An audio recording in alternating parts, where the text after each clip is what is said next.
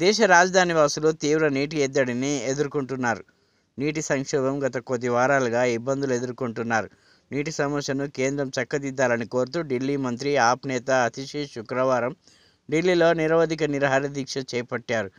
కేంద్ర ప్రభుత్వం జోక్యం చేసుకుని నగరవాసుల నీటి కష్టాలను తీర్చాలని ఆమె డిమాండ్ చేస్తున్నారు. బీజేపీ పాలిత హర్యానా ప్రభుత్వం ఢిల్లీకి కావాల్సిన వాటా నీటిని విడుదల చేయడం లేదని ఆప్ ఆరోపిస్తుంది.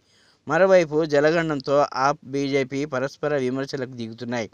నగర ప్రజల నీటి సమస్యను ఢిల్లీ ప్రభుత్వమే పరిష్కరించాలని బీజేపీ ఎంపీ మనోజ్ తివారీ పేర్కొన్నారు. అతిషి తమ సొంత ప్రభుత్వంపైనే నిరసనలకు దిగారని వ్యాఖ్యానించారు.